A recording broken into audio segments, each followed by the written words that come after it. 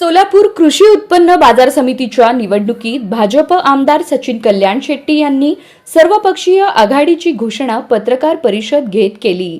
यावेळी दिलीप माने, सुरेश हसापुरे, राजशेखर शिवदारे यांच्यासह अनेक नेत्यांनी कल्याण शेट्टी यांना पाठिंबा दिला। तर दुसरीकडे कल्याण शेट्टी यांची सर्वपक्षीय आघाडीची भूमिका भाजप आमदार सुभाष देशमुख यांना पटलेली दिसत नसल्याचं चित्र आहे।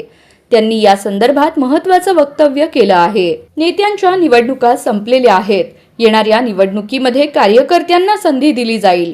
कार्यकर्त्यांच्या विजयासाठी नेत्यांनी परिश्रम घ्यायला हवे अशी भूमिका भाजपचे प्रदेशाध्यक्ष चंद्रशेखर बावनकुळे यांनी जाहीर केली आहे। पक्षाचा कार्यकर्ता म्हणून आपण पक्षाचे प्रदेशाध्यक्ष बावनकुळे यांच्या भूमिकेशी आपण सहमत असल्याचं सुभाष देशमुख यांनी म्हटलं आहे। सोलापूर कृषी उत्पन्न बाजार समिती निवडणुकीत भाजपच्या कार्यकर्त्यांच्या विजयासाठी मी लढणार आहे।